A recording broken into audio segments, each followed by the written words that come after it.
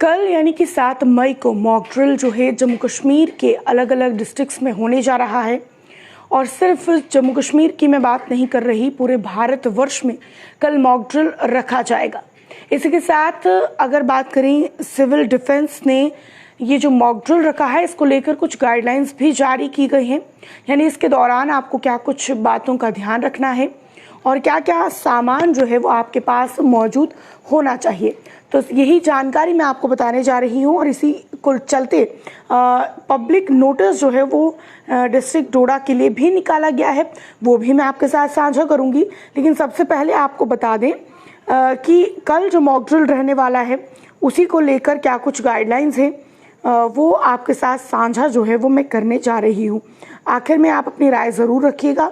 लेकिन फ़िलहाल आपको बता दूं कि देखिए, एक पब्लिक नोटिस जो है वो निकाला गया है डिस्ट्रिक्ट डोडा के लिए, mock blackout drill safety preparedness exercise. आपको पहले बता दें कि आपको काम रहना है, बिल्कुल भी घबराना नहीं है, ये नहीं सोचना है, पैनिक नहीं होना है कि कुछ बहुत बड़ी चीज़ हो रही है, कुछ गलत तो नहीं होने वाला है, ऐसा बिल्कुल नहीं है। ये आपको उन परिस्थितियों के लिए तैयार किया जा रहा है कि अगर आने वाले समय में ऐसा कुछ हो जाता है तो आपको कैसे बचना है। लेकिन अभी ऐसे बिल्कुल भी हालात नहीं हैं, हालात सामान्य हैं। बॉर्डर एरियाज जो हैं वो सिक्योरिटी फोर्सेस ने संभाले हुए हैं। लेकिन अगर किसी वजह से, किसी तरीके से आने वाले भविष्य में अगर ऐसा कुछ होता है तो उस दौरान आपको किस तरीके से बचना है, बचाव स्थिति में क्या कुछ चीज़ें करनी है, क्या कुछ चीज़ें नहीं करनी है, वो भी मॉक ड्रिल में आपको बताया जाएगा। लेकिन पहले आपको बता दूं कि 7/5/2025 को टाइम यहाँ पर बताया गया है 8 बजे से लेकर 8:15 की। अगर मैं बात करूँ, डिस्ट्रिक्ट एडमिनिस्ट्रेशन डोडा जो है वो आम जनता को ये जानकारी देना चाहती है कि जो मॉक ब्लैकआउट ड्रिल है वो 7 मई 2025 को किया जाएगा, जो कि 8 बजे से लेकर 8:15 पर रहेगा। मैं आपको बता दूं ये शाम का समय है, यानी कि 8 PM की मैं बात कर रही हूँ। 8 PM से लेकर 8:15 PM तक रहेगा, यानी कि 15 मिनट का ये रहने जा रहा है, जिसमें डिस्ट्रिक्ट वाइड जो है वो इमरजेंसी प्रिपेयर्डनेस और सेफ्टी ट्रेनिंग जो है वो करवाई जाएगी।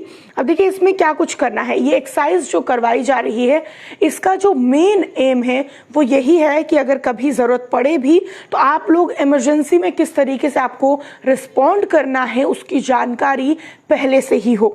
इसके दौरान जो है आपको बताया गया है कि आपको रेडीनेस जो है वो किस तरीके से रखनी है, ब्लैकआउट अगर होता है तो उस दौरान आपको किस तरीके से अपने आप को काम रखना है, क्या चीज़ें करनी है। अब आपको बता दूं कि पब्लिक को कहा गया है, जो इंस्ट्रक्शंस दी गई हैं उसे स्ट्रिक्टली आपको फॉलो करना है। सबसे पहले आपको ये बताया गया है कि रात 8 बजे सायरन बजने के तुरंत बाद, जैसे ही सायरन बजेगा, आपको जो है लाइट, जितनी भी लाइट्स हैं, रोशनी के जितने भी स्रोत हैं, inverter light, solar light, torch, mobile light, वाहन लाइट आदि सब बंद कर देना है। इसके अलावा आपको प्रकाश उत्सर्जन को रोकने के लिए खिड़कियों पर पर्दे लगा देने हैं। देखिए, सिर्फ आपको लाइट्स नहीं ऑफ करनी है, इलेक्ट्रिसिटी ही बंद नहीं करनी है। इसके अलावा जहां पर खिड़कियां दरवाजे हैं, अगर कांच की खिड़कियां हैं वो खिड़कियां आपको बंद कर देनी है।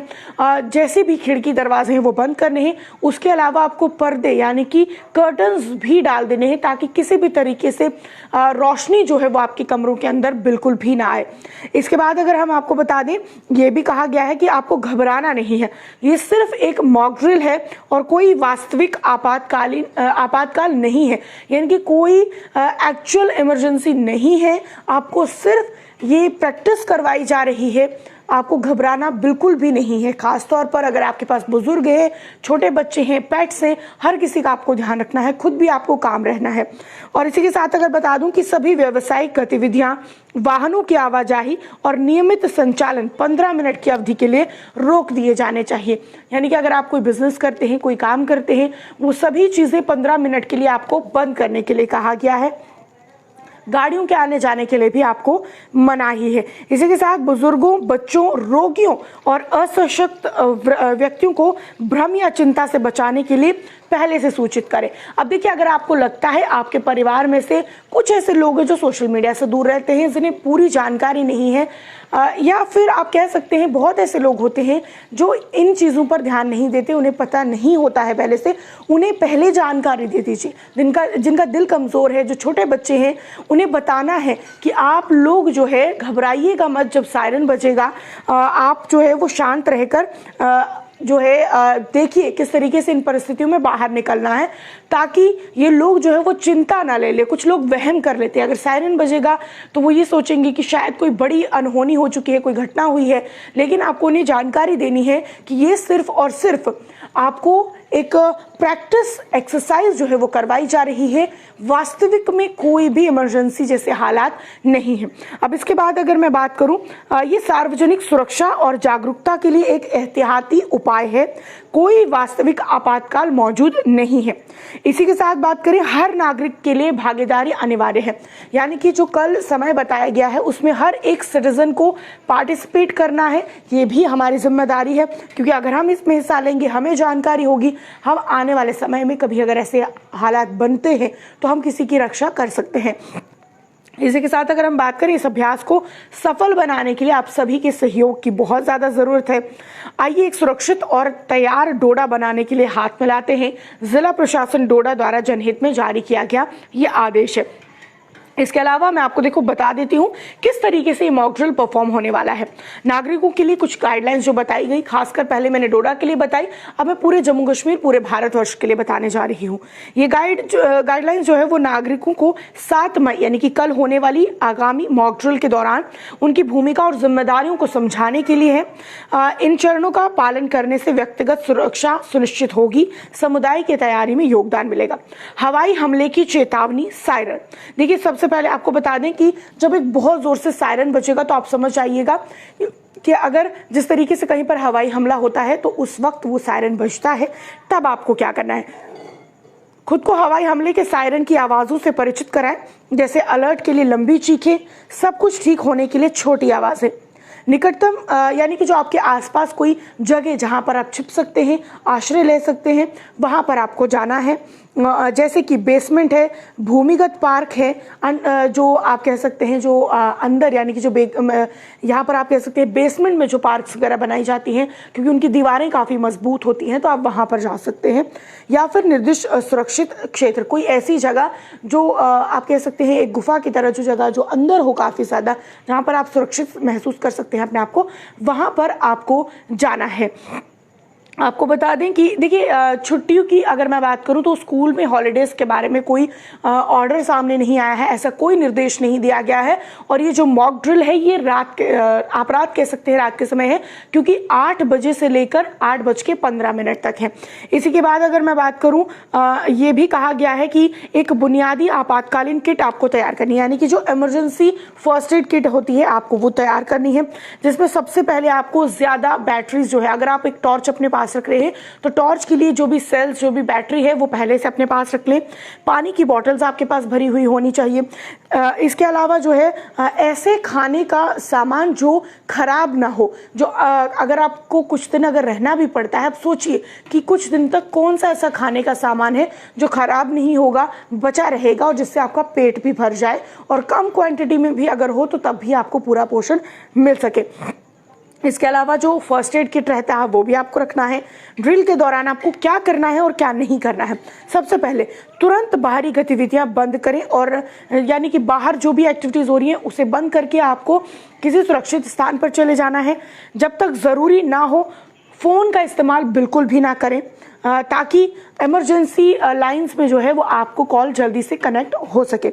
इसी के साथ अगर मैं बात करूं, उस एरिया में अगर कोई मौजूद अधिकारी या फिर वार्डन हैं, उनके निर्देश, उनके गाइडलाइंस का आपको पालन करना है। इसके अलावा क्या नहीं करना है, सायरन की आवाज़ को नज़रअंदाज बिल्कुल भी ना करें। ये ना माने कि ये महत्वहीन है, यानी कि ऐसा मत मानिएगा कि ये यूजलेस है, बस सायरन हो रहा है, मॉक ड्रिल हो रहा है, आपको एक्चुअल में इसे परफॉर्म करना है। इसी के बाद घबराने या फिर बिना मतलब के हंगामा जो है आपको बिल्कुल नहीं करना है।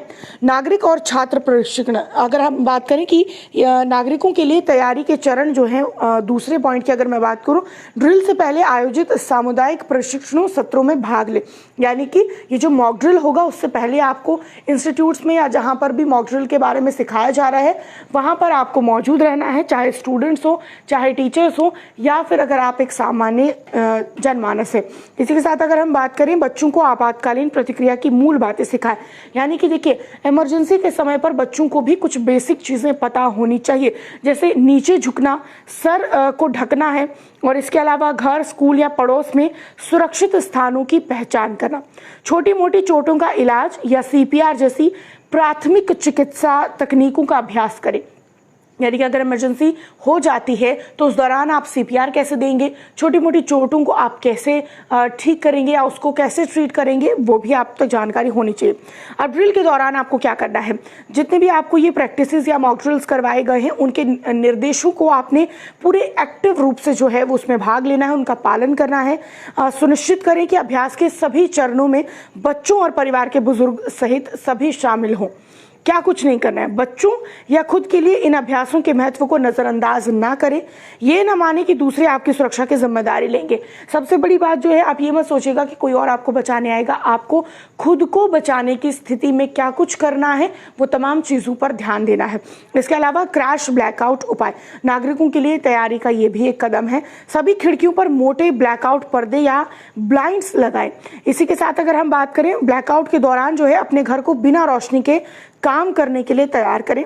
गहरे रंग के कपड़े या कार्डबोर्ड जैसी रोशनी रोकने वाले सामग्री का भी आप उपयोग कर सकते हैं। सुनिश्चित करें कि अभ्यास के दौरान बाहरी लाइटें बंद हों। इसी के अलावा परिवार के सदस्यों के साथ ब्लैकआउट का अनुकरण करके अपनी तैयारी का परीक्षण करें। अभ्यास के दौरान आपको क्या करना है, टीवी, फोन या टैबलेट जैसी इलेक्ट्रॉनिक उपकरणों सहित सभी प्रकाश स्रोतों, यानी कि जितनी भी जगह हैं जहां से लाइट का सोर्स है, उन सबको बंद करना है या फिर ढक देना है। टॉर्च और मोमबत्तियां लेकर तैयार रखें, लेकिन उन्हें खिड़कियों के पास रखने से बचें। इसी के अलावा आपको क्या नहीं करना है, ऐसी कोई रोशनी ना इस्तेमाल करें जो बाहर से दिखाई दे। ब्लैकआउट के दौरान अनावश्यक रूप से बाहर निकलने से बचें। अब आपको बता दें कि जब ब्लैकआउट होगा तो आपको बाहर बिल्कुल नहीं निकलना है। ज़रूरी चीज़ों को जो है, यानी कि आप बता सकते हैं कि जो इम्पॉर्टेंट इंस्टीट्यूट्स हैं उन्हें छुपाने की, यानी कि हालांकि ये ज़रूरी काम जो है वो अधिकारियों के लिए, लेकिन नागरिक जो हैं वो भी अगर सतर्क बनकर, सहायक बनकर अपनी भूमिका निभा सकते हैं तो निभानी चाहिए। जितने भी महत्वपूर्ण प्रतिष्ठानों के पास किसी भी अपरिचित गतिविधि की सूचना है वो अधिकारियों को दें। स्थानीय सुविधाओं के बारे में संवेदनशील जानकारी सोशल मीडिया पर साझा करने से बचें। अभ्यास के दौरान क्या करना है आपको, अधिकारियों द्वारा महत्वपूर्ण प्रतिष्ठानों को छिपाने के तरीके को देखें और जानें ताकि इसका महत्व समझ में आए। अभ्यास आयोजित करने वाले अधिकारियों के लिए सुगम पहुंच सुनिश्चित करके सहायता करें। इसके अलावा क्या कुछ नहीं करना है, छिपाने वाली गतिविधियों में हस्तक्षेप ना करें या प्रतिबंधित क्षेत्रों में प्रवेश ना करें। अभ्यास की तस्वीरें लेने या ऑनलाइन पोस्ट करने से बचें। निकासी योजना अपडेट और रिहर्सल, निकासी मार्गों का अध्ययन करें और निकटतम आश्रय या सुरक्षित क्षेत्र की पहचान करें। कहां से आप निकल सकते हैं, उन जगहों की पहचान आपको पहले से ही होनी चाहिए ताकि बाद में आपको सहायता मिल सके।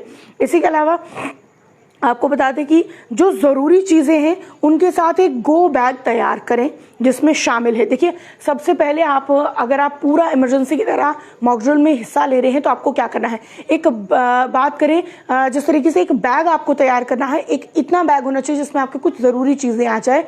और अगर आपको वो जगह छोड़कर जाना पड़ता है तो आप सोचिए क्या चीज़ें ज़रूरी हैं जो आप लेकर जाना चाहेंगे।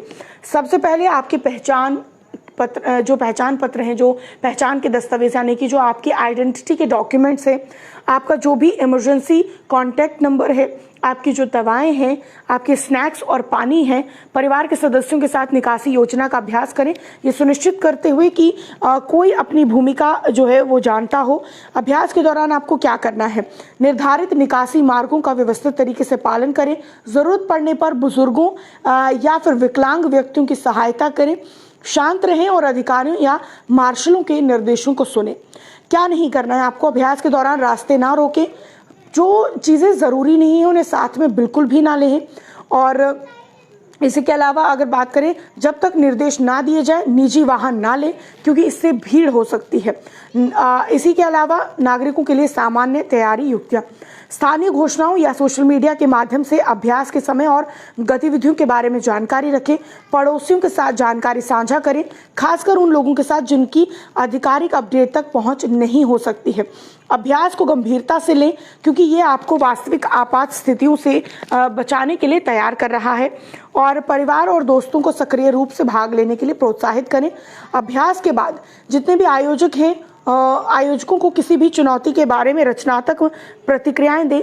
और इसके अलावा अपनी जो इमरजेंसी प्लानिंग्स हैं आपकी, उन पर फिर से विचार करें और अनुभव के आधार पर ज़रूरी अपडेट भी जो है वो ज़रूर दें। अब देखिए क्या करना है। अभ्यास के दौरान आपको शांत और सपोर्टिव बिहेव करना है।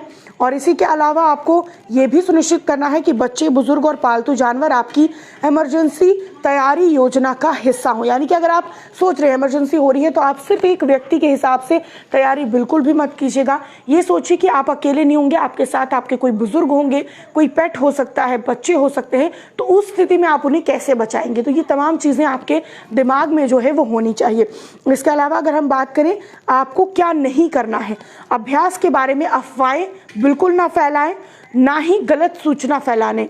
यानी कि देखिए, आप एक मजाक अगर किसी के साथ करेंगे, प्रैंक करेंगे, उससे किसी की जान भी जा सकती है। कुछ लोग दिल के कमज़ोर होते हैं, जल्दी जो है वो बातें दिल पे ले जाते हैं, तो आपको ऐसी चीज़ें करने से बचना है।